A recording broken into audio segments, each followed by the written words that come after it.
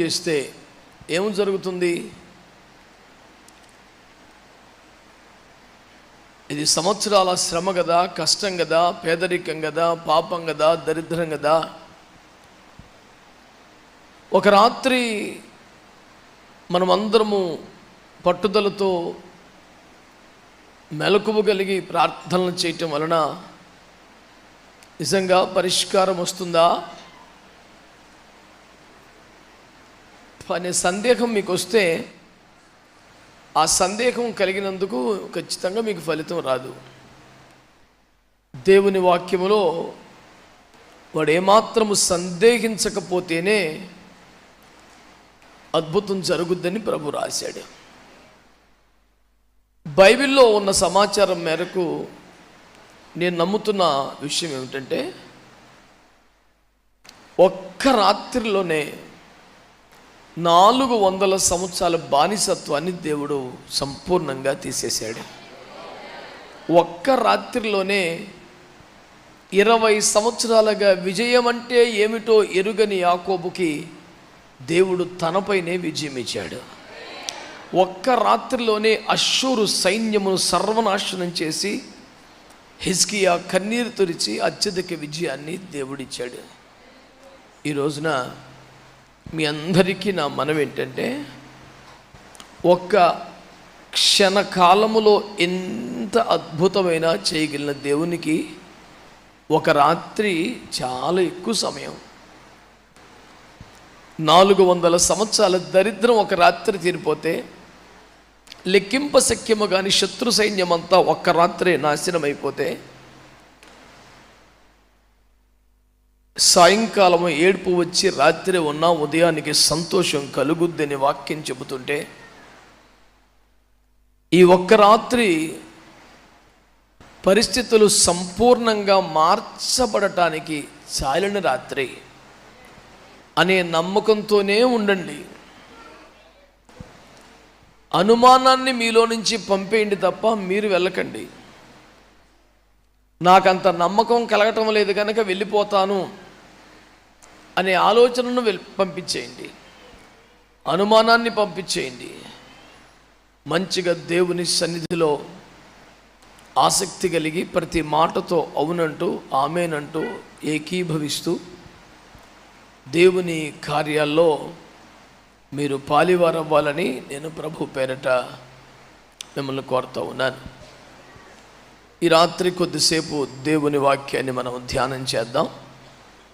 అందరూ కూడా పరిశుద్ధ గ్రంథాలు తెరిచి ఈనాటి ధ్యానం కొరకై కొన్ని సంగతులను మీ ముందుకు తెస్తున్నాను. శ్రద్ధగా వినమని నేను మనవి చేస్తూ ఉన్నాను. ఈనాటి మన ధ్యానం కొరకై పరిశుద్ధ గ్రంథమైన బైబిల్లో నుండి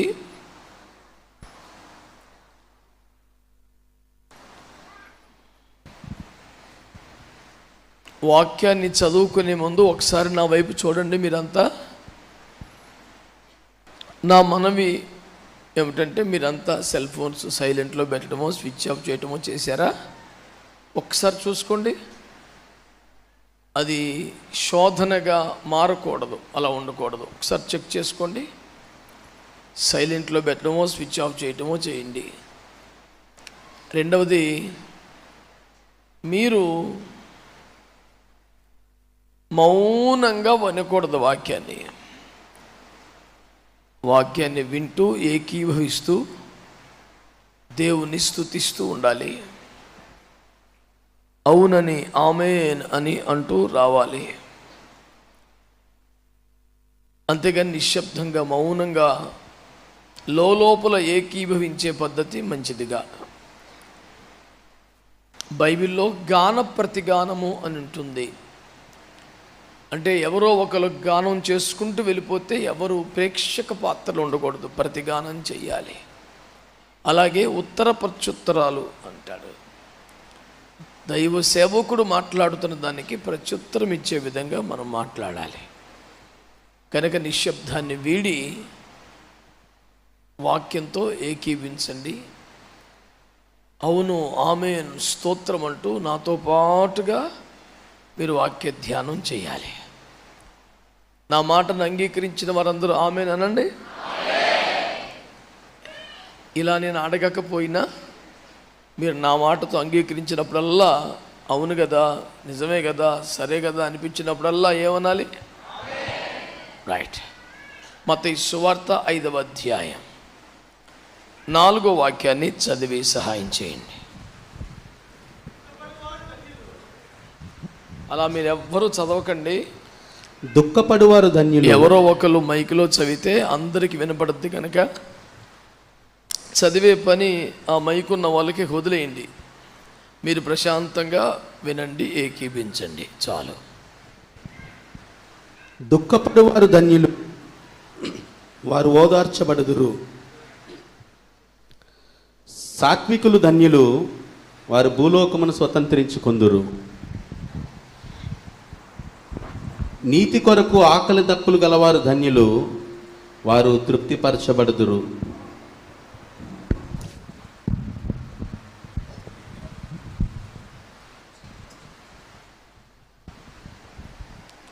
ప్రభు తన వాక్యం ద్వారా మనతో మాట్లాడునుగాక. ఆమేన్. అందరూ మంచిగా అన్నారా ఆమేన్ అని? హల్లెలూయా. నేను మాట్లాడుతున్న కొన్ని మాటలను శ్రద్ధగా మీరు వినాలని కోరుతున్నాను. అందరూ స్వరమెత్తి గట్టిగా ఒక స్తోత్రం చెప్తారా? ఈ సౌండ్ ఉదయం 5 వరకు మెయింటైన్ చేయగలరా? సంతోషంగా చిరునవ్వుతో చెప్పండి.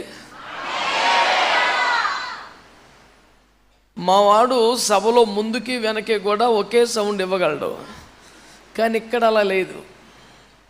ఎదర ఒక రకం, వెనకాల ఒక రకం, బయట మరో రకంగా ఉండకూడదు కదా. అందరూ చక్కగా ఏకీభించి మంచిగా స్తోత్రం చెబుదాం.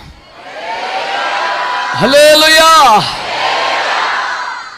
దేవుని బిడ్డలారా, దేవుని వాక్యాన్ని మీరు జాగ్రత్తగా ఆలకిస్తే ప్రభువు చెబుతున్న మాట ఏమిటంటే, దుఃఖపడేవారు ధన్యులు.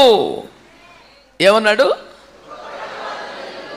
దుఃఖపడటం, బాధపడటం, ఏడవటం అనేది ఒక గొప్ప భాగ్యం అట. ఎవడైనా ఒప్పుకుంటాడా ఈ భూమి మీద? బాగా ఏడ్చువాడే బాగా అదృష్టవంతుడు, బాగా ఏడ్చేవాడే బాగా భాగ్యవంతుడు. ఎవడైనా ఒప్పుకుంటాడా భూమి మీద? ఏడ్చే పరిస్థితులు లేకపోతే ఎప్పుడు నవ్వుతూ తొలుతూ సరదాగా ఉంటే అది కదరా భాగ్యం అంటాడు ఎవడైనా. కానీ బైబిల్లో స్వయంగా ప్రభువైన యేసుక్రీస్తు వారు విశ్వవిఖ్యాత కొండమీది ప్రసంగంలో బాగా ఏడ్చేవాడే బాగా భాగ్యవంతుడు అన్నాడు. ప్రపంచం నివ్వెరపోయిన ఎన్నో తత్వాలు, ఫిలాసఫీస్ యేసు ప్రభు చెప్పాడు. అందుకని ద గ్రేటెస్ట్ ఫిలాసఫర్స్ ఎవడో? ప్రపంచంలో మేధావులందరూ ఒప్పుకునే దేవుడు లేడని గట్టిగా వాదించే సోక్రటీస్ లాంటి వారు, ప్లేటో లాంటి వాళ్ళు కూడా ఒప్పుకోక తప్పని పరిస్థితి. ఈ ప్రపంచం చూసిన గ్రేటెస్ట్ ఫిలాసఫర్స్లో యేసు ప్రభువే ప్రముఖుడిని వాళ్ళు చెప్పాల్సి వచ్చింది. దేవునికి స్తోత్రం కలుగునగాక. మీరు బాగా చదివేవారైతే, ధ్యానం చేసేవారైతే, రీసెర్చ్ చేసేవారైతే, ఒక PhD చేసి అంత వాక్యపు ఆకలి తపన కలిగిన వారైతే బైబిల్లో ఎన్నో ఉన్నాయి అలాంటి PhD కొరకు రీసెర్చ్ చేయాల్సినటువంటి స్టేట్మెంట్లు యేసు ప్రభు వారి. అందులో ఒకటి దుఃఖపడేవారే ధన్యులు అనేది. సాత్వికులు ధన్యులు, వారు భూలోకమును స్వతంత్రించుకొందురనే మాట మహాత్ముని గాంధీని ప్రభావితం చేస్తే వారు ఆ మాట ఆధారంగానే దేశానికి స్వాతంత్రం తీసుకొచ్చారని వారి స్వీయ జీవిత చరిత్రలో వారే చెప్పిన సత్యాన్ని ఎవడూ కాదనలేడు. బిడ్డలారా, ఈ రోజున కొన్ని గ్రేటెస్ట్ ఫిలాసఫీస్ మీకు చెప్తాను, మీరు రీసెర్చ్ చేసే ఓపికంటే. యేసు ప్రభు వారు చెప్పిన మాటల్లో ఒకటి, నీలోని వెలుగు చీకటి అయితే ఆ చీకటి ఎంతో గొప్పది అన్నాడు. ఏమన్నా దమ్మున్నవాడు రీసెర్చ్ చేయాలా? నీలోని వెలుగు చీకటి అయితే ఆ చీకటి ఎంతో గొప్పది అంటాడు. పౌలు గారి ద్వారా చెప్పిన ఒక మంచి తత్వం ఏమిటంటే, దృశ్యమైనవన్నీ అది దృశ్యమైనవన్నీ అనిత్యములు, అదృశ్యమైనవే నిత్యములు. ఇలాగ మేధావుల బుర్రలకు పదును పెట్టి పాదరసంలా పనిచేస్తే తప్ప ఓ పేజీ రాయడానికి కూడా మ్యాటర్ అవకాశం చిక్కని, బహు చిక్కని, ఎంతో చక్కని విషయములు బైబిల్లో ఎన్నో కలవు. అందులో ఒకటి ఈ రాత్రి మనము చర్చకు చేపట్టాం. బాగా దుఃఖపడేవాడే బాగా భాగ్యవంతుడు. స్తోత్రం చెప్పండి. ఆమేన్, హల్లెలూయా. ఏడుపు లేకుంటే, ఏడ్చే పరిస్థితి లేకపోతే, ఎప్పుడు ఆనందంగా సరదాగా సంతోషంగా ఉంటే అది కదరా జీవిత భాగ్యం అనుకుంటున్నారు. కానీ బాగా దుఃఖపడేవాడే బాగా ధన్యుడు అని యేసు ప్రభువు వారు చెబుతున్నారు. ఏడవడం వల్ల, కన్నీరు కార్చడం వలన, రోదన చేయడం వలన, అంగలార్పు చేయటం వల్ల ఏమిటి ప్రయోజనం అనే ఒక అత్యవసర ప్రశ్నకు జవాబు రాబట్టాలి. ఈ రాత్రి మనము కలిసి దేవుని వాక్యమును ధ్యానించడం ద్వారా ప్రియులారా కొన్ని వాస్తవాలు మీ ముందు పెట్టే ప్రయత్నం చేస్తాను. దుఃఖపడవారు ధన్యులు అని యేసు చెప్పిన కొండ మీది ప్రసంగాన్ని మత్తయి రాశాడు, లూకా కూడా రాశాడు. లూకా కాస్త చదువున్నవాడు గనక, డాక్టర్ గారు గనక ప్రభు మాటల్ని బహుశ్రద్ధగా చెవియొగ్గి ఆ మాటకు ఒక విశేషణాన్ని కూడా గుర్తుపట్టి రాసుకున్నాడు. ఆ పదం మత్తయి మిస్ అయ్యాడు. లూకా నోట్ చేసినటువంటి యేసు నోటి మాట ఏమిటంటే, లూకా 6:21 చెప్తాడు, ఇప్పుడు దుఃఖపడువారు ధన్యులు అని. అనండి ఆ మాట అందరూ, అనండి గట్టిగా. ఎందుకు ఆ మాట చెప్పాడు? ఒక రోజు రాబోతుంది, అప్పుడు దుఃఖమే ఉంటుంది. ఎంత దుఃఖపడినా, ఎంత ఏడ్చినా, ఎంత ప్రలాపించినా ఇక దానివల్ల ప్రయోజనం ఉండదు. నీ ఏడుపు కూడా అంగీకరించబడని, నీ శోకము లెక్కలోకి తీసుకునబడని ఒక భయంకర దినము కాలము రాబోతుంది. అది చొరబడి నీ జీవితం అందులో ఇరుక్కోకముందే ఇప్పుడు అనుకూల సమయం ఉండగానే ప్రలాపించగలిగితే, అంగలార్పు చేయగలిగితే, రోదన చేయగలిగితే దేవుని విస్తారమైన కృపను పొందగలుగుతావని యేసుక్రీస్తు ప్రభువు వారు మాట్లాడారు. ఇప్పుడు దుఃఖపడితేనే, ఇప్పుడు ఏడుస్తేనే, ఇప్పుడు మోకాల మీదకి వస్తేనే, ఇప్పుడు ప్రలాపిస్తేనే ఒక సమయం వస్తుంది, అప్పుడు ఏడ్చినా ఉపయోగం ఉండదు. చేజేతుల దేవుడిచ్చిన కృపను పోగొట్టుకున్న తర్వాత, చేజేతుల కాల రాసుకున్న తర్వాత, చేజేతులు అమ్మేసుకున్న తర్వాత, వదిలేసుకున్న తర్వాత, భ్రష్టుడు వ్యభిచారిని దేవుని చేత అనిపించుకున్న ఏశావు మళ్ళీ దానికోసం కన్నీళ్లతో వెతికిన మారు మనసు పొందన అవకాశం అనుగ్రహించబడక విసర్జింపబడ్డాడు అని వాక్యం చెబుతుంది. ఒకవేళ నీ విషయంలో కూడా దేవుడు అవకాశాలు ఇక చాలు, విడికిచ్చిన నీ ఛాన్సులు ఇక చాలని దేవుడు అనుకుంటే నువ్వు ఏడ్చిన నీకు ఫలితం ఉండదు కదా. ఇస్కరియోతు యూదా యేసును సిలువేసిన పాపిష్టి కార్యం ఎందుకు మూట కట్టుకున్నాను రా బాబు అని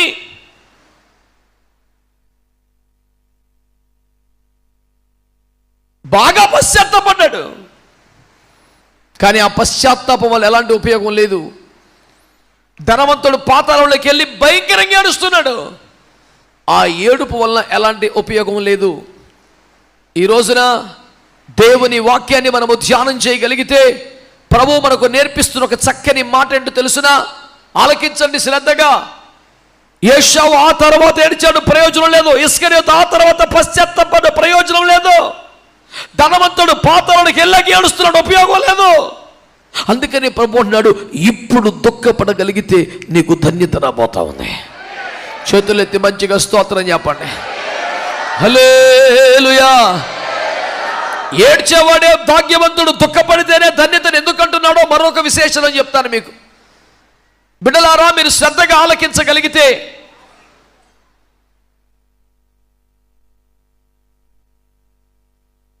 బాగా ఖరీదైన చెప్పులు అనుకుంటా, ఎక్కడ వదులుతలేదు ఇక.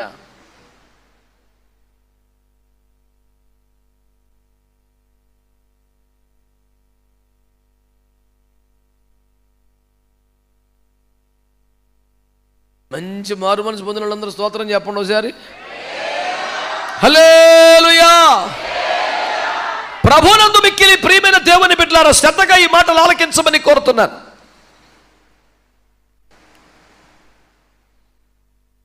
దేవుడు వద్దన్న పని చేశాడు ఆదాం. సర్పానికి లొంగిపోయారు, మోసపోయారు, పండు తినేశారు. స్వయంగా దేవుడే వచ్చి ముఖం పట్టుకొడతాడు, నేను తినవద్దని ఆజ్ఞాపించిన పండును తిన్నావా అని అడిగితే ఏం చేయాలి మనోడు? కాళ్ళ మీద అడిపోయి తప్పైపోయింది బాబాయ్, మోసపోయానని ఏడు చేసి గొడవెట్టేస్తే అసలు ఏ తోక ఉండదు. పశ్చాత్తాపానికి మించిన శిక్ష ఉంటుందిక. ఊరిని లాజిక్లు, రీజనింగ్లు, కుప్పలు తెప్పలు పోగేసుకొచ్చాడు. Actually I'm not the one who committed the mistake, she who gave you అన్నట్టు దోశాడు. ఏమే నువ్వు ఇచ్చావు కదా, తప్పు నీదన్నట్టుగా. అవును అడిగితే నాది కాదు సర్పం.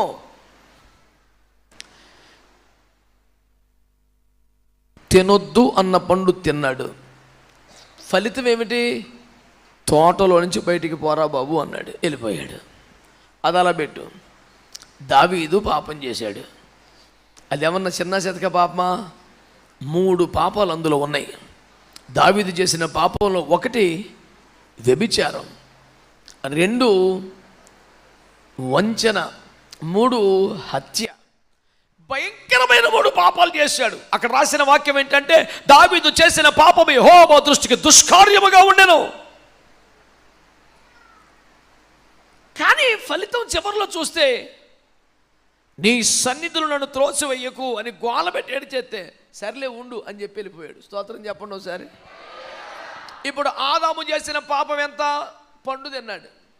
దావీదు చేసిన పాపం ఎంత? వ్యభిచారం, వంచన, నరహత్య.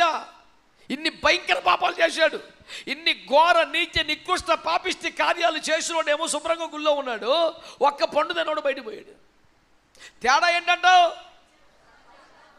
ఇతన్ని గద్దించాడు, అతన్ని గద్దించాడు. ఇతనికి ఛాన్స్ వచ్చింది, అతనికి ఛాన్స్ వచ్చింది. ఆ బాబు కాస్త వాగుడు ఎక్కువ, తెలుగు ఎక్కువ అన్నట్టుగా ఏదో పెద్ద పెద్ద మంచి మంచి పాయింట్లు చెప్తామని. నాది లాజికల్ థింకింగ్ అండి, చాలా రీజనింగ్ పర్ఫెక్ట్గా ఉంటుందండి. పర్ఫెక్ట్గా బయటికి వెళ్ళిపోయాడు. ఇంత కాస్ట్లీ పాయింట్లన్నీ రాసుకొచ్చే బదులు తప్పు అయిపోయింది బాబీ అని కాళ్ళ మీద పడిపోతే, సర్లే ఉండరా బాబు అంటాడు. ఆయన కోసమే తోట చేసింది. దేవుడు దేవదూతలు వచ్చి తింటారా పొద్దుకోగల ఆ పళ్ళన్నీ? వీళ్ళకి కాదు. ఎవరికంటే అవన్నీ వీళ్ళ కోసమేగా. ఈ తోట వేయకముందు పరలోకంలో కరువు ఉండిందా? వీళ్ళు కోసుకొచ్చి కాయలు పట్టుకెళ్ళి తింటున్నారా? వీళ్ళకే, వీళ్ళందరికీ నచ్చిన పండు కోసుకు తినొచ్చు. కానీ సడన్గా మారిపోయింది పరిస్థితి. ఇంత ఘోర నీచ నికృష్ట భయంకర దుష్కార్య పాపములు చేసిన వాడేమో కాళ్ళ మీద పడి కన్నీరు గార్చి కుర్చీ దిగి కిరీటం పక్కన పెట్టి సాష్టాంగ దండ ప్రమాణం చేసి పాపిష్టి పరుపు కొట్టుకుపోయేంత పశ్చాత్తపడి ఏడ్చి కన్నీరు గార్చి ప్రార్థన చేస్తే, సరే తగలడు, ఇక మీద జాగ్రత్తగా ఉండు అని వండించాడు. యాక్చువల్గా నేను తినాలనుకోలేదు, కానీ ఓ మై స్వీట్ హార్ట్ షిగ్గే పొర బయటకు అన్నాడు. అందుకే యేసుప్రభు చెప్తున్నాడు, దుఃఖపడేవాడు కొంచెం అనండి గట్టిగా. నీ తెలివితేటలో, లాజిక్లు, రీజనింగ్లు, డైలాగులు ఇవన్నీ పనిచేయవు. దేవుని కాళ్ళ మీద పడి కన్నీరు కార్చగలిగితే ఒక విశేషమైన కృపను పొందగలుగుతా. దేవునికి స్తోత్రం కలుగును గాక. హల్లెలూయా.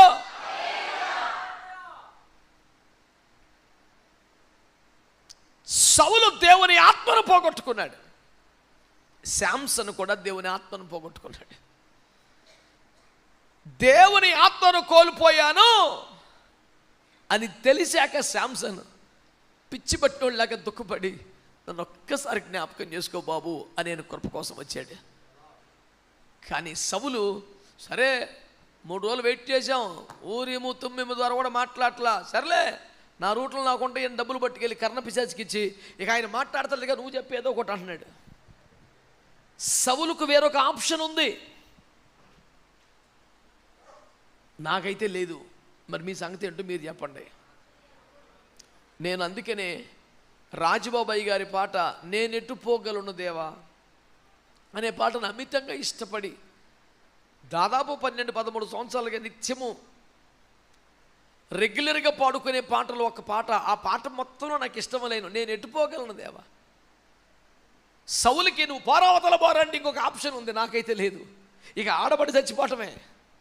నువ్వు నా ముఖం చూడక మళ్ళీ నా దగ్గర నాకు మాట్లాడకంటే అక్కడ పడి చచ్చిపోతా గడపలో తప్ప నాకు మరొక గత్యంతరం లేదు. నువ్వు తప్ప నాకు దిక్కు లేదు. కొట్టినా తిట్టినా చంపినా నువ్వే, నేను ఎటు పోలేను అనే మాట నన్ను విపరీతంగా ఆకర్షించింది. నన్ను ఒక్కసారి జ్ఞాపకం చేసుకో ప్రభు అని ఏడ్చినాడు. తన జీవిత కాలము కంటే మరణ గడియలు ఎక్కువ విజయాన్ని సాధించి వీర మరణమా అన్నట్టు ముగించాడు జీవితాన్ని. సరే నువ్వు మాట్లాడతావు, ఆశించావు, మాట్లాడకపోతే మా ఆప్షన్లు మాకున్నాయి అన్నవాడికి లైఫ్లో ఇంకా ఆప్షన్ లేకుండా పోయింది. ఈ చర్చలో తేలిన ఫలితార్థం ఏమనగా దుఃఖపడితేనే అనండి, దుఃఖపడితేనే ఈ లాజిక్లు తెలివితేటలు రీజనింగ్లు ఈ మాట్లాడేవాడికి ప్రయోజనం. అసలు ఎక్కువ మాట్లాడేవాడికి ఎక్కువ లాస్ ఉంది. ఒకడు రూపాయిని 10 రూపాయలు చేశాడు, ఒకడు 5 రూపాయలు చేశాడు. ఒకడు ఏమీ చేయనోడు వీళ్ళిద్దరికన్నా ఎక్కువ మాట్లాడుతున్నాడు. ఈ 10 ఇచ్చినోడు కాళ్ళ కాడబెట్టి దండం పెట్టాడు, 5 ఇచ్చినోడు కాళ్ళ కాడబెట్టి దండం పెట్టాడు. ఈ 10 రూపాయలు లేనోడు వీడు అంటాడు, నీవు ఎత్తని దాన్ని పెత్తని దాన్ని ఎత్తేవాడవని, విత్తని దాన్ని కోసేవాడవని, లేనిపోని తలకాయని నీతో నాకు ఎందుకని రుమాలను కట్టి భూమిలో పాతి పెట్టా చూసుకో. ఆయన అన్నాడు, యాక్చువల్గా ఫోన్లే పాపం క్షమించేద్దాం అనుకున్నాను కానీ నువ్వు చాలా ఎక్స్ట్రా మాట్లాడుతున్నావు. నేను పెట్టని దానిని ఎత్తేవాడినా, విత్తని దాన్ని కోసేవాడినా, అయితే నేను ఇవ్వని వడ్డీ నాకు ఇవ్వరా అని నన్ను కాలు చేతులు కట్టేసి అవతల పడేసాడు. ఇంకెక్కడ తెస్తాడు వడ్డీయాడు? అసలుకే దిక్కులేదు ఆడికి. నేను అన్నాను, కొంచెం ఎక్కువ వాగేవాడు ఎవడైనా దెబ్బతింటాడు. నచ్చిన వాళ్ళు ఎవరైనా ఆమెనానండి.